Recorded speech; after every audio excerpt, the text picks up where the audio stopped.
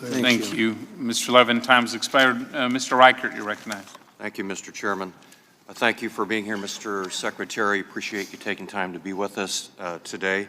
I also appreciate the fact that you have, in your statement, mentioned that you have considered the undue negative effects downstream, but I know you are hearing and I'm hearing that businesses continue to be worried about the negative impact of these tariffs on their bottom line and the timing and complexity of the exclusion process. And there's another issue, too, in sharing information as they apply for the exclusions. They are concerned about proprietary information that they are going to be sharing on their applications that are too sensitive to share publicly. Consumers are also worried, as you know. Families are worried who buy everyday goods and require steel and aluminum because they are anticipating that costs are going to go up. So there are a lot of issues I know that you're considering. These tariffs also set up the potential for retaliation by our trading partners, and I'm especially concerned about Washington State, but the entire country. While I agree that we must combat unfair trade practices, we need to take a targeted approach and work in a partnership with the global community on a solution. And I want to touch on the question that Mr. Neal touched on and give you the last minute and 30 seconds to hopefully go into more detail.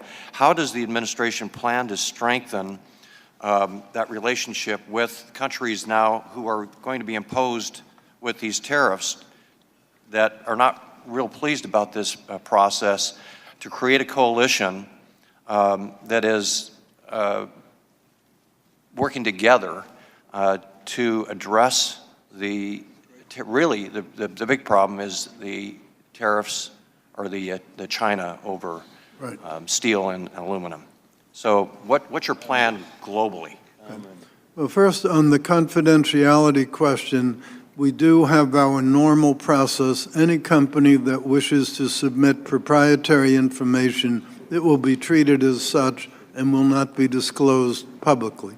So that's a normal thing in AD and CVD. That will apply equally here.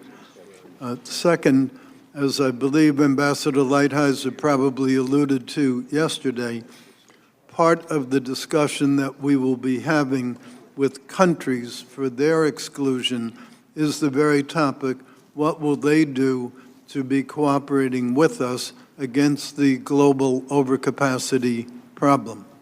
The problem is enormously severe. I'll give you 2 data points. China's excess capacity exceeds our total capacity. China produces in 1 month about as much steel as we produce in a year.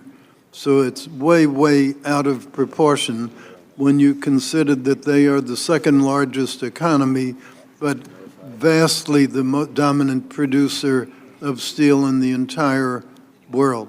So it is a global problem, and it's also illustrated as a global problem by the fact that of our steel orders, they are not all against China. They're against 34 different countries.